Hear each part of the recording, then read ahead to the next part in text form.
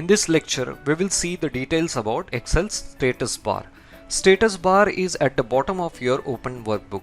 So here in this file, you can see at the bottom left corner on your status bar with status as ready.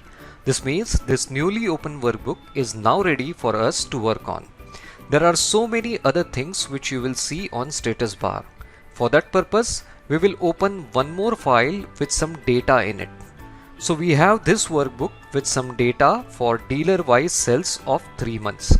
Now if I select sales figures of months of May for first 5 dealers, and then if I go to status bar at bottom right side, you will see the mathematical details of my selection.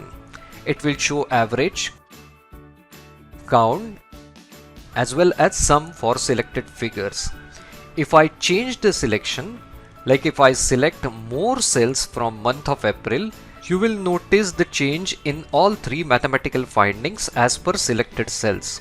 Average, count and sum changed as per selection. Apart from that, status bar provides you options to view your Excel workbook in different ways like normal view, page layout view, page break preview.